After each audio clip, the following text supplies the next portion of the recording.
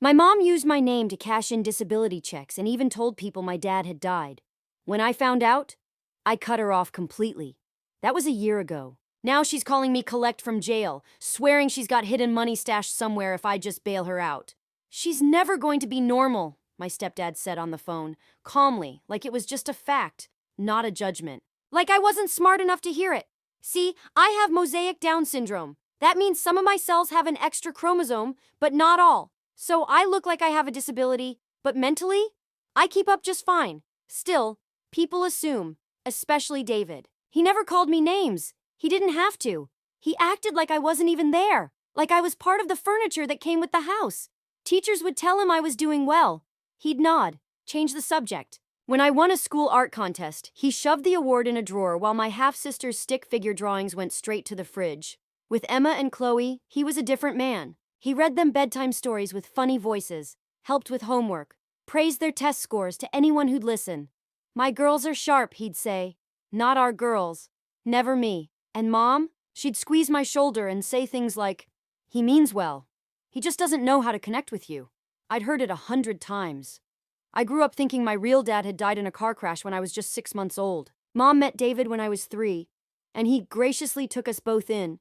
You're lucky, she'd say. Not many men would raise someone else's child, and she'd stop there. But I knew what came next, especially not a child like me. Before my 13th birthday, I dared to hope this time would be different. Maybe they'd finally make it about me, and technically, I got a present. But it wasn't for me. It was for Emma and Chloe, 3 toys each, straight from the catalog they'd circled. When I asked if I could play with one, David slapped my hand away. Told me I was being selfish. So I spent my birthday alone while they celebrated at a restaurant without me. I went to the attic like I always did when I needed to disappear. Found old photos of Mom from before I was born. She looked happy then, but deeper in the box I found pictures I'd never seen. Not dusty, not old. On the back, Michael, 2016, wedding. My hands started shaking. Michael was my dad's name. But he died in 2003, right?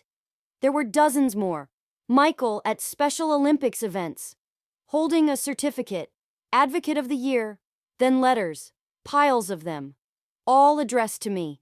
All unopened. My sweet Gertrude, one began. Today, you are 7. I wonder if you still love butterflies like you did when you were small. Each page held a piece of the father I never knew. He wrote about his job at the garden center, how he'd memorized every Latin plant name, about swimming medals, pottery classes, an apartment he kept ready just in case. At the bottom of the box was a court document, custody hearing, Mom's signature on every page. Michael is not equipped to raise a child with special needs, she had written. It's better for Gertrude to believe he passed. A clean break. They took me from him because he had Down syndrome too. And in her mind, one of us was already too much. That's when I heard the garage door, my family coming home. Laughter, keys jingling, Mom humming. I shoved everything back in the box, except for one photo. On the back, my dad's phone number, but I was too afraid to call. What if he didn't want me? What if he blamed me? The last straw came when Emma took my only real art supplies. Those colored pencils were the only new thing I'd been given in years. I asked her gently to use her own. She started screaming. Gertrude's hurting me again, she shrieked. David stormed in. No questions, no discussion, just rage. And then he said it. No wonder your real dad's gone. Probably saw what was wrong with you and drove into that tree on purpose. Something in me shattered. I ran to my room, grabbed the photo, and called the number. Oh my gosh, Gertrude? Is it really you? No one had ever sounded that happy to hear my name. But before I could answer, David burst in, ripped the phone from my hand, and smashed it against the floor. His face twisted into something I didn't recognize. He ground the pieces into the carpet with his heel like he was crushing an insect. Pieces of the phone scattered across my bedroom floor like broken promises. I dropped to my knees, pretending to clean up the mess, but my fingers were focused on one thing, the SIM card. It had flown under my dresser during the impact. I spotted it, scooped it up fast, and slipped it into my pocket while gathering the rest of the plastic shards. Clean this up properly, David barked, looming above me. And don't even think about trying anything like that again. My mom hovered in the doorway, wringing her hands. Her eyes darted between us, her mouth opening and closing like she wanted to speak but didn't know how.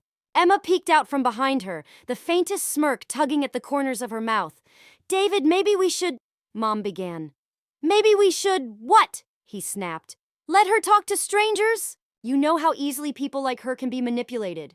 People like her, people like me, people like my dad. I kept my eyes down, sweeping up the broken phone, my heart pounding. But I moved slow and awkward, the way they expected. Let them believe I was too simple to plan anything. It was safer that way. That night, after the house finally settled into sleep and David's snoring echoed through the walls, I crept downstairs. I skipped the third step. It always creaked, and headed to the kitchen. My hands trembled as I picked up the landline and dialed the number I'd memorized from the back of that photo. Hello? The voice was groggy but kind. It's me, I whispered, cupping the receiver. It's Gertrude. Please don't hang up. Oh, sweetheart. I would never, he said, his voice cracking. Are you okay? Are you safe? No one had ever asked me that before, not like that. My throat tightened. My stepdad smashed my phone. He doesn't want me talking to you. But I need to see you. Where are you? I'll come right now. I gave him the address but told him to park at the gas station on the corner. He said 20 minutes. I hung up, tiptoed back upstairs, and changed into jeans and a hoodie. I stuffed a few clothes into my backpack and grabbed the burner phone I'd bought with saved lunch money. I sent a single text. It's Gertrude. I'm coming. My bedroom window didn't open wide enough, so I had to risk the stairs again. Every step sounded like thunder. Just as I reached the bottom, Emma's door creaked open. We locked eyes. She didn't scream. She just stared for a second, then closed the door. The night air hit my face like a slap, cold and freeing. I ran down the street, backpack bouncing, lungs burning. The gas station's neon sign flickered in the dark. A car idled in the far corner. The door opened before I even got there. Michael stepped out, and even in the dim light I could tell, we had the same eyes, the same smile, the same everything. He opened his arms and I ran into them. 13 years of absence collapsed into one quiet, shaking embrace. My baby girl, he whispered into my hair. My beautiful girl. We stood there, holding each other like the world might disappear if we let go. We need to go, he said eventually. My friend Ben has a place. His son has Down syndrome too. You'll be safe there while we figure this out. The drive was about half an hour. Michael kept reaching over to squeeze my hand like he needed to prove to himself I was real. He told me about his life, about the garden center where customers asked for him by name, the pottery he made that sold at local craft fairs, the swimming team he coached that had won 3 state medals. I never stopped fighting, he said, his knuckles white on the wheel. I went back to court every year. But your mom, she had better lawyers, and she said things. Ben's apartment was small, but warm. His son Thane was already asleep. Ben made us tea while Michael laid out folder after folder across the table. Court documents, denied petitions, child support receipts. She's been collecting disability checks in your name, he said quietly, and support payments from me, while telling everyone I was gone. My stomach turned. All those times she said money was tight, that I should be grateful for what I had. Morning came too fast. Michael woke me gently, face tight with concern. Your stepdad called the police, he said. Told them you ran away. Said you're unstable. We spent the day calling lawyers, researching options. Michael had to work. He couldn't afford to lose his job. But Ben stayed with me. Thane turned out to be funny and sharp. He taught me card games, shared his comics. People think we're slow, he said, dealing the next hand. But we just see stuff different. I nodded. I understood. That weekend was the Special Olympics event Michael had helped run for years. He didn't want to leave me, but I needed to go. I needed to see the world he'd built, the world I was supposed to be part of. The pool complex was buzzing with energy, and I was ready to step into it. The pool was alive with energy, families cheering, whistles blowing, athletes warming up. Michael introduced me to everyone as his daughter, pride shining in every word. I helped time the races, handed out towels, and, for the first time in my life, I felt useful. I felt seen. That's when I spotted him. David, red-faced and furious, was pushing through the crowd like a storm. There she is, he shouted. People turned. He reached for me, but Michael stepped between us, calm but unmoving. Don't touch her. Move, David snapped. She's unwell. You don't know what you're dealing with. I know exactly what I'm dealing with, Michael said. I'm her father. Her father's dead. His words echoed off the walls. Everything stopped. Even the water seemed to go quiet. Michael didn't flinch. "Do I look dead to you?"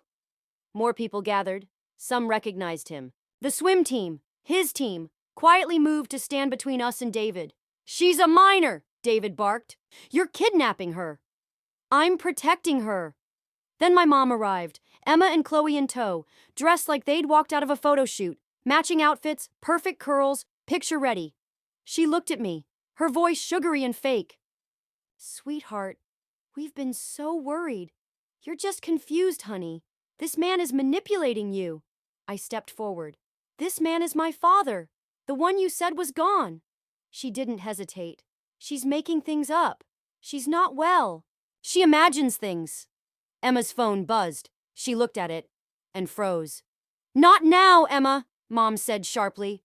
"But Mom?" I said not now. Emma looked at me, then back at her screen, and finally pressed play. My burner phone buzzed in my pocket. A video. I opened it. My hands were steady. My heart wasn't. It was David, in Emma's room, saying the exact words I'll never forget. "No wonder your father's gone. Probably saw what was wrong with you and crashed that car on purpose." Emma's voice was quiet. "Play it." So I did. The words filled the air, sharp and cutting. Gasps echoed around the pool. Some parents covered their children's ears. But it was too late. Everyone had heard. David went pale. He lunged toward me, but Michael's swimmers held their ground. "That's not what I meant," David stammered. "She provoked me. This is all out of context." "You don't need to explain," said a woman in a coach's jacket. "Michael's been part of our community for 15 years. We know who he is." Mom grabbed Emma's arm, yanking her back. "What did you do?" Emma pulled free. "I told the truth." The pool manager appeared, radio in hand. "Security to the main pool area." David's expression twisted. He turned on Mom. "Control your daughter!" Mom snapped. "Which one?" Then instantly regretted it. But the damage was done. Security arrived. 2 officers stepped between us. One of them clearly knew Michael. "Sir, I'm going to ask you to leave the premises." "You can't do that. She's my daughter." "Stepdaughter," I said. My voice was clear. "And you've never wanted me." His face tightened. He pointed at Michael. "He can't care for her. He has Down syndrome." "That's enough," the officer said firmly. "Leave, now." Mom changed tactics again. Soft voice, tears in her eyes. "You don't understand. Gertrude needs care, medication, monitoring. He can't provide that." I looked at her. "What medication? What care? You've never taken me to a doctor. Never once." "That's not true, sweetie." "Name one. Just one." Silence. Michael pulled a folder from his bag and laid it on the table. "I have everything here. Court documents, petitions, evidence. I've been trying to be in her life for years." "This isn't the place for this," said the officer. "You'll need to resolve it legally." David jumped at the chance. "Exactly. Until then, she's coming home." "No," Chloe said quietly. Everyone turned to her. "She's not coming back." "Chloe, honey," Mom began. "I found the letters," Chloe cut in. "Years ago, in the attic." "I know what you did." Mom's face cracked. "You don't understand. I did what was best." "You lied," Chloe said. "To Gertrude. To us. Even to Dad." "Enough!" David shouted. But Chloe wasn't finished. "About the money, the checks, the support. We know where it really goes." Security stepped closer. "This wasn't just a family argument anymore. We should move this somewhere private," one officer offered. "No," I said. "No more hiding." Michael gently touched my shoulder. "You don't have to do this." "Yes, I do."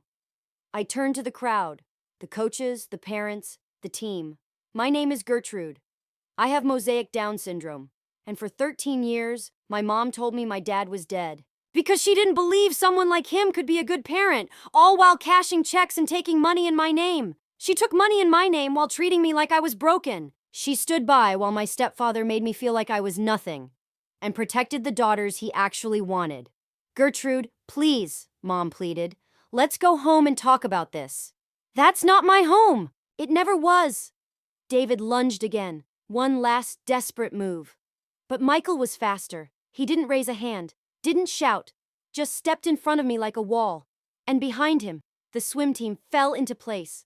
A human barrier. A family I never knew I had. She's made her choice, said Vicky, one of the coaches. And we stand with Michael. All of us. Mom fumbled for her phone. I'm calling our lawyer. Michael didn't even blink. Great. Tell him about the forged signatures. The support payments you cashed while telling the courts I was dead. The documents you hid. I'm sure he'll be fascinated. Her hand hovered over the screen, fingers trembling. You wouldn't dare. Try me. Silence fell again. Everyone was watching. The entire Special Olympics event had ground to a halt. I felt a little guilty for interrupting their day, but I wasn't going to be a secret anymore. Not a whisper, not a problem to be hidden away. Then Emma spoke. I have more videos, she said softly. More things Dad said, things he did. She stared straight at him. Want me to play those too? David's face turned from red to deep purple. You little... Enough! The security officer stepped forward. Sir, you're leaving. Now. Voluntarily or not? David looked around. At the crowd, at the coaches, at the team who had turned against him. Even Mom was backing away, calculating her next move. His mask had slipped, and everyone saw him now. This isn't over, he muttered. But it was. He left, with Mom trailing after him. She paused at the door, casting one last look at me, something unreadable in her face. Regret? Resentment? I didn't know. I didn't care. Emma and Chloe were left standing in the middle of the deck. For once, they weren't the golden children. They were just two girls, unsure where to go. Emma stepped toward me first, tentative. I'm sorry, she said. For everything. For the fake crying, for stealing your stuff, for not saying anything. I had every reason to be angry. But in that moment, I felt tired. Why now? Emma swallowed. Because when I heard what Dad said about the tree, I realized that could have been me, if I hadn't been born the way he wanted. Chloe nodded, tears running down her cheeks. We were scared of him, scared of ending up like you. But that wasn't fair. None of it was fair. Michael stepped in. You two should go. Your parents will be looking. Let them, Emma said quietly. Let them feel what it's like to lose someone. But we all knew they still had to go. They were minors, still stuck. Before leaving, Emma pressed a slip of paper into my hand. My real number, she said. The one they don't track. Call me? After they left, the crowd slowly returned to their seats. The meet resumed. Whispers followed us, but they weren't cruel, just stunned, curious. Michael introduced me to more people. Every one of them smiled, treated me like a person, not a diagnosis, not a burden, just me. We stayed until the end, stacking chairs, collecting towels, normal things, family things, the kind I was always told I'd mess up. Back at Ben's apartment, the reality hit me like a wave.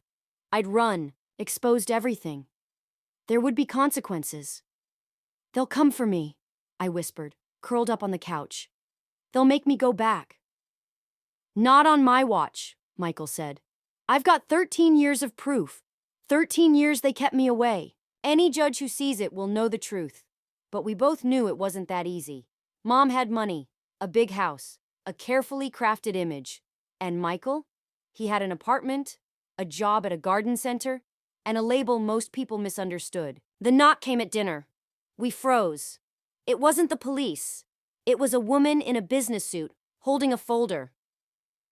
Michael, I'm Ms. Mention, from Child Protective Services.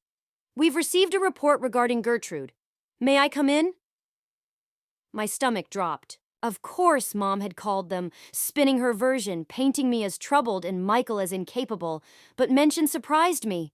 She sat down, opened her notebook, and looked at me, not past me, not through me. Gertrude, she said gently, I want to hear your side. Take your time. So I told her everything, about the silence, the birthdays, the attic, the letters, the words that still echoed in my head. She listened, didn't interrupt, occasionally took notes. I see, she said when I finished. Do you have documentation? Michael handed over the folder. Mention read every page carefully. Her expression shifted, serious, focused. This is substantial, she said finally. Gertrude, Where would you like to stay while we review this? With my dad, I said. My real dad. She nodded. Given your age and circumstances, I'm inclined to support that. There will be procedures, home visits, interviews. Your mother has already shared her perspective. What did she say? Michael asked. That you're unfit, that Gertrude is unstable, that she's a danger to herself. Ben spoke up. That's not true. I've seen her here, calm, helpful, even joyful. Nothing like what they're claiming. Mention made more notes. I'll need to speak with you too, she said, and with your son. We've known Michael for years, Mention said. Good character witnesses will matter. Then she turned back to me. Gertrude, I need you to understand.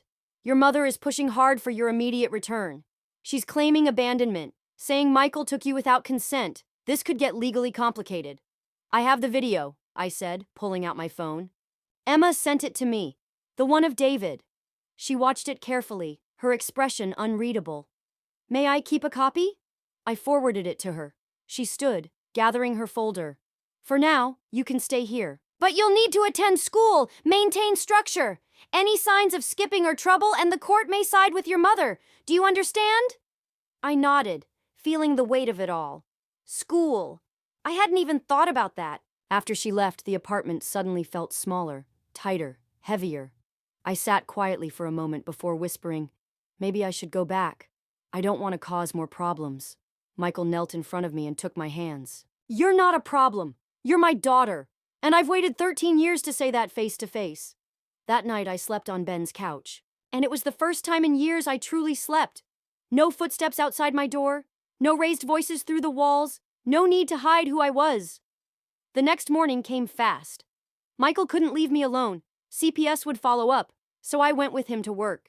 I expected boredom. Instead, I walked into a quiet little world I'd never known existed. Michael didn't just work at the garden center. He ran the exotic plants section. Customers asked for him by name. He could rattle off care routines, Latin species names, and tips like it was second nature. His boss, Mr. Patel, smiled when he saw me. Your father is our best expert, he said. Some people drive from other towns just to hear his advice. I helped where I could. Watering, tidying, asking questions. It was peaceful, grounded, the opposite of home, until David walked in. He stormed down the path, knocking over a seedling display. Where is she? Michael stepped out from behind the ferns. You need to leave. I'll leave when I get what I came for. Then he spotted me and lunged. Mr. Patel and 2 employees blocked his path. Sir, you're disturbing our customers. Please leave. You're harboring a runaway, David snapped. I'll have this place shut down. Try it, Patel said evenly. My attorneys are excellent. David turned back to Michael, full of rage. You think you've won? You haven't. Linda has contacts, doctors who'll testify about your condition, teachers who'll back up Gertrude's behavioral problems. What behavioral problems? I asked. The kind where I sit quietly, do my work, and stay out of the way? Be quiet, he snapped. And that was it. The last thread broke. He grabbed a potted plant and hurled it to the floor. The pot shattered, soil everywhere. That's when the police arrived. Real officers, not security. Someone had called the moment he started yelling. That's him, David shouted. He kidnapped my daughter! The officers looked around, at the broken plants, the scattered dirt, the man red with rage, and then at Michael, calm, collected, still standing with Mr. Patel. One officer stepped forward. Sir, I need you to calm down. I am calm. He's the one. From where I'm standing, the officer cut in. You're the one disturbing the peace. Patel stepped up. I want to file a report. He threatened my employee. He vandalized my business. David froze. This wasn't going his way. The police took statements from everyone. Once they learned CPS was already involved, they made calls. This wasn't just a property dispute. It was part of something bigger. One officer turned to me. Miss, are you here by choice? Yes, with my biological father. And do you feel safe? Safer than I've felt in a long, long time. They nodded and wrote it down. David was escorted off the property, still ranting. But something had shifted. For the first time, he looked afraid. The control he always held was slipping. The rest of the week blurred by. School became the next hurdle. I was technically enrolled in the district where my mom lived, not where I was staying, but Mention worked her magic and got me a temporary transfer, citing the investigation. My new school wasn't as fancy as Emma and Chloe's, but it was smaller, quieter. And the special ed teacher, Mrs. Martinez, actually knew what mosaic Down syndrome was. "You'll need some accommodations," she said, flipping through my files.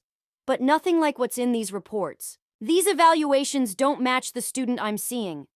That's when we realized Mom had been exaggerating my condition for years, probably to keep control, to justify keeping me dependent. My real academic level, way higher than anyone ever gave me credit for.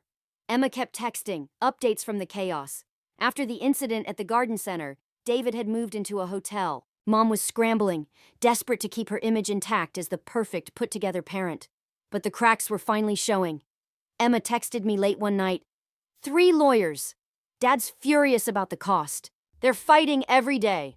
For a moment, guilt crept in, like I'd torn everything apart. But then I remembered.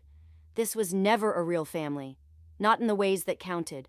The custody hearing was 3 weeks away. Michael threw himself into preparation, collecting medical records, character references, employment history.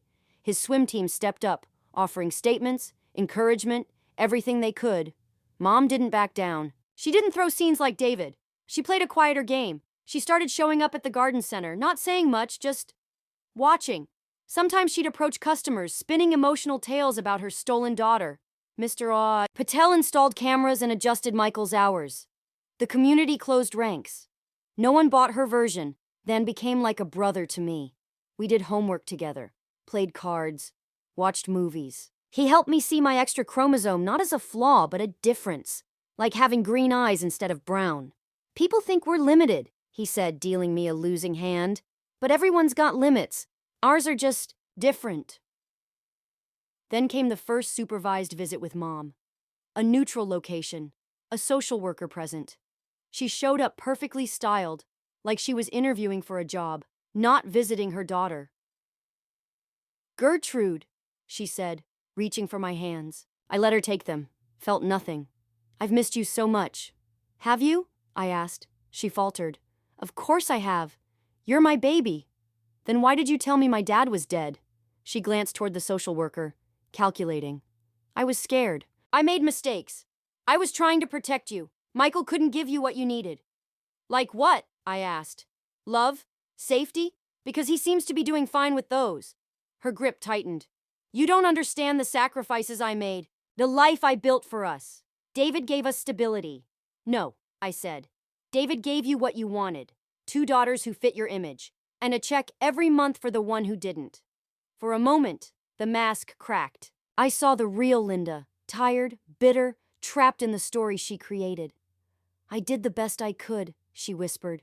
"No, you did what was easiest." The visit ended not long after. She hugged me, but it felt hollow, performed. Like everything else between us. As the hearing approached, the tension escalated. Her lawyers sent threats, requested new evaluations, tried to spin everything. David, despite the restraining order, kept showing up, hovering just outside the lines of legality, following Michael's car, lurking at school events, always close enough to feel present, but far enough to avoid charges. Emma and Chloe were unraveling. With David out and Mom fully consumed by the custody battle, they were left to manage themselves.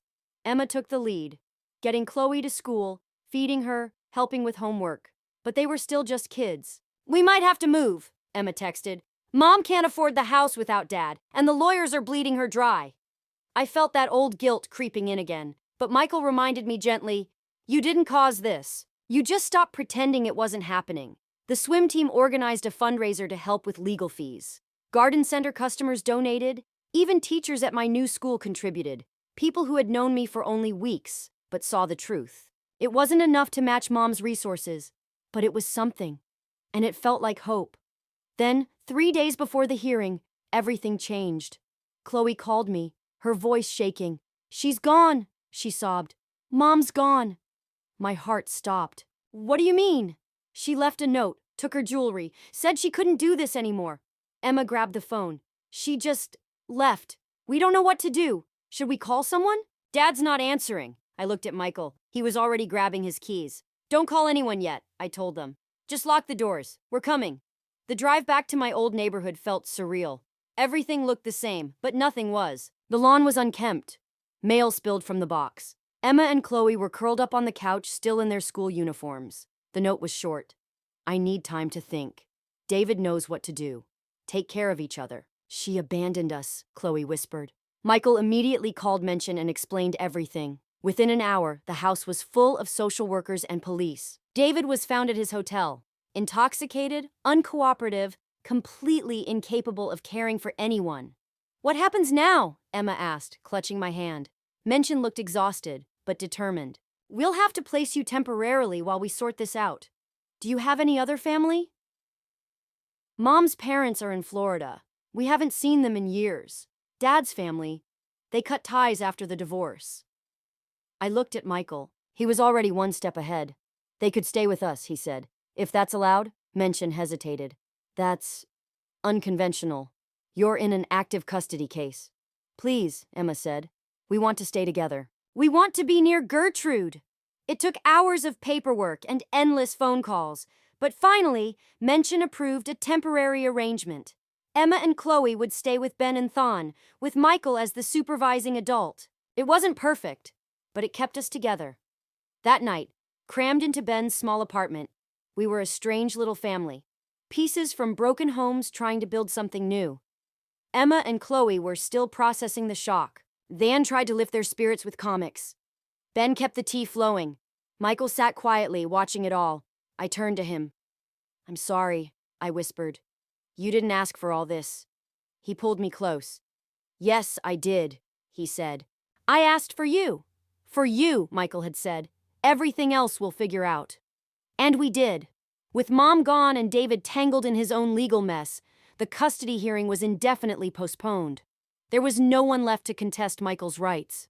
All the years of lies, forged paperwork, and stolen time collapsed the moment Linda disappeared. Later we learned she'd been planning her exit for weeks. The house had been remortgaged, credit cards maxed out, and even Emma and Chloe's college funds were drained. The picture-perfect suburban mom turned out to be a carefully polished illusion. When that illusion cracked, she ran. David tried to claim custody of Emma and Chloe, but the video, his vandalism, and the girls' testimony about years of emotional control and favoritism spoke louder. The court assigned a guardian ad litem who recommended the girls stay exactly where they were. It wasn't easy. Ben's apartment was far too small for 5 people, and Michael's paycheck from the garden center couldn't stretch that far. But the same community that had supported our custody fight rallied again. Mrs. Martinez connected us with kinship care resources. The swim team organized meal trains. Mr. Patel gave Michael a raise and helped him find a bigger place. It wasn't glamorous, nothing like the house Emma and Chloe had grown up in, but it was real. It was ours. That first night in the new apartment, we sat around the table eating spaghetti off mismatched plates. Emma suddenly burst into tears. What's wrong? Michael asked. Nothing, she sniffled. It's just, we've never had dinner together like this. Like a real family. And that's what we became. Not the family we were born into. The one we chose. Michael taught all of us to swim. Emma found she had a green thumb and started helping at the garden center. Chloe joined Than's comic book club. And I went back to art. Real classes this time, not the ones Mom said we couldn't afford. 6 months later, we got news about Linda. She'd been arrested in Arizona, caught using a fake ID while trying to cash forged checks. She was now facing federal charges. Emma and Chloe decided not to visit. That chapter was closed. David vanished for a while. After losing his job and most of his assets, he moved in with his elderly mother. We heard she kicked him out after he took her credit cards. The man who once held his normal life over me like a trophy had become what he used to mock: unstable, jobless, and alone. A year passed. At another Special Olympics event, I stood beside the people who mattered, my family. Michael coached. Emma timed the swimmers. Chloe cheered from the bleachers. Than and I were on the relay team. As I stood on the starting block, I thought of that scared girl in the attic, the one who found a box of letters and learned her father was alive. I thought of all the times I was told I wasn't enough, that I'd never be normal. And maybe they were right. I wasn't normal. I was extraordinary. We all were. Extra chromosomes, extra challenges, extra love. A family built not on lies or obligation, but on honesty and choice. The starting whistle blew. I dove forward, not just chasing a finish line, but claiming a new beginning. Behind me, my father cheered. Beside me, my brother swam. Ahead, my sisters waited. I wasn't normal. I was finally home. The weeks that followed were all about building that home. Michael's raise helped, but finding a place for 5 people on a garden center budget was almost impossible. Every apartment we toured was too cramped. Landlords smiled until they counted how many of us there were. One even asked if we were running some kind of group home. Emma didn't even blink. She grabbed my hand and walked us out without a word. She changed. The girl who once cried for attention had become our strategist, our anchor. She made spreadsheets, called listings, followed up twice a day. Then Mrs. Martinez mentioned her brother had a property that hadn't rented in months. It was older, far from great schools and needed repairs, but it had 4 bedrooms and a yard. And the rent? Manageable. The landlord met us on a Saturday. He walked us through the creaky floors, the crooked cabinets, the basement that smelled like rain. But Emma was already measuring for curtains. Chloe tested every light switch like it was a game. Michael signed the lease that afternoon. Mr. Patel loaned us his truck. The swim team brought boxes, tools, pizza. Watching those people help my family move, people who were strangers months ago, it felt like something out of a dream. 2 weeks later, David resurfaced. He'd been kicked out of his mother's house. Now he was back, and angry. It happened outside Chloe's school. I was walking her home, something I did every day since Mom left. His car pulled up slowly, windows down. He looked like a ghost of who he used to be, unshaven, wrinkled shirt, eyes glassy. "Chloe," he said, "get in the car." Chloe grabbed my arm, her whole body rigid with fear. I stepped in front of her and pulled out my phone, already recording. I didn't know what would happen next, but I wasn't taking any chances. "Get in the car," David ordered, eyes locked on Chloe, not even acknowledging me.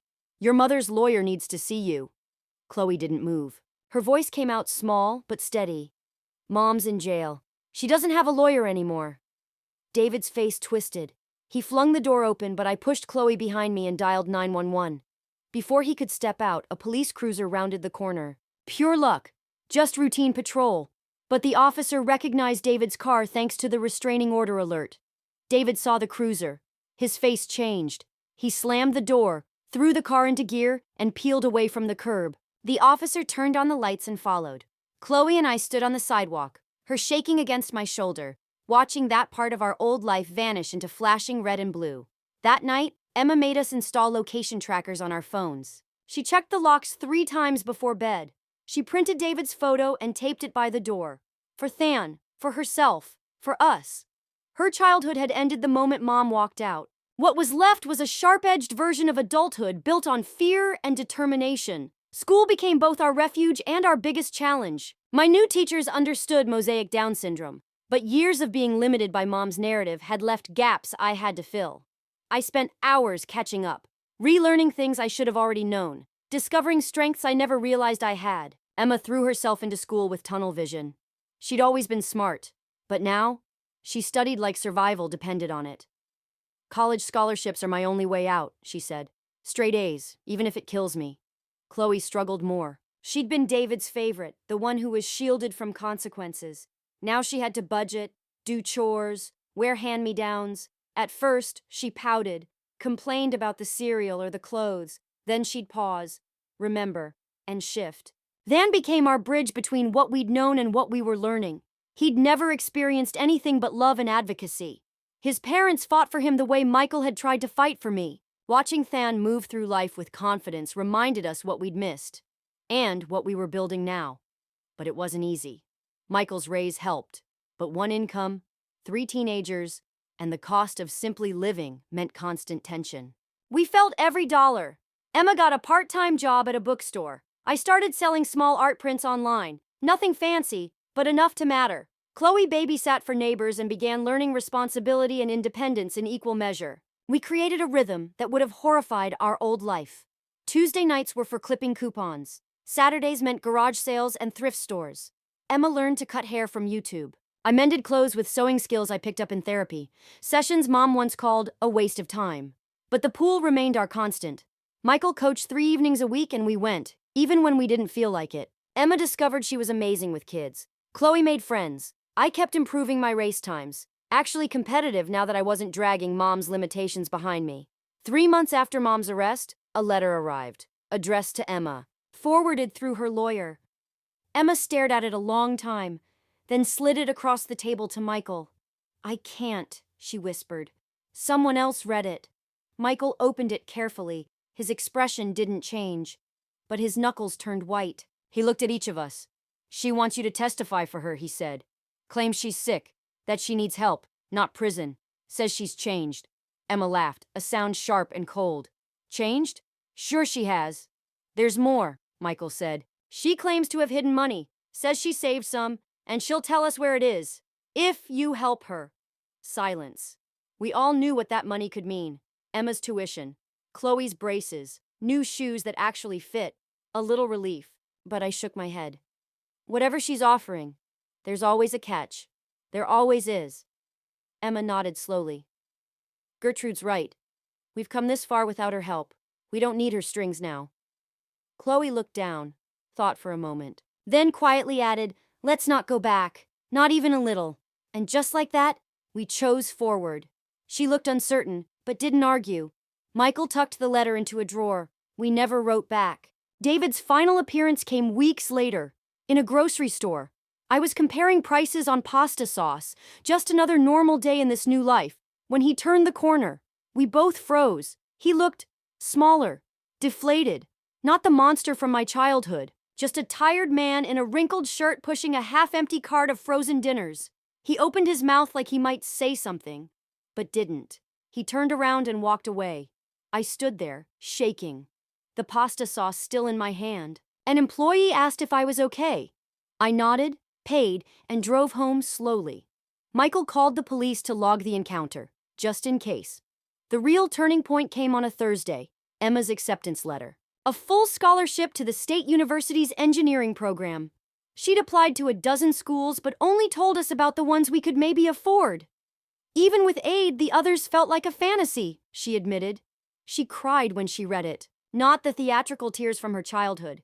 These were real, shaky, relieved, overwhelmed. Chloe hugged her tight and they did a clumsy little dance in the kitchen. Michael stood by the counter, his voice thick as he said, "I'm so proud of you." That night, Emma showed me her spreadsheet. Every dollar saved, every coupon used, every sacrifice calculated. She'd been planning for an escape when Mom left, but somewhere along the way, it stopped being escape. She was building a future. "I'll come home on weekends," she promised. "Help with groceries, watch Chloe." I smiled. "Live your life. We've got this." The custody finalization came and went without drama.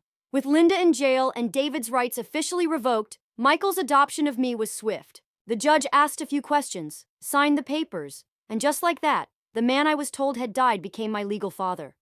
Emma and Chloe's process took longer. More interviews, more assessments. But Menchen fought for us. The swim team wrote letters. Mrs. Martinez testified. 6 months after Mom walked out, the court granted Michael guardianship of Emma and Chloe. It wasn't adoption, they weren't ready for that. But it was stability. It was safety. It was home. Then summer came. No school meant new challenges. Dan's family helped when they could, but we couldn't rely on them forever.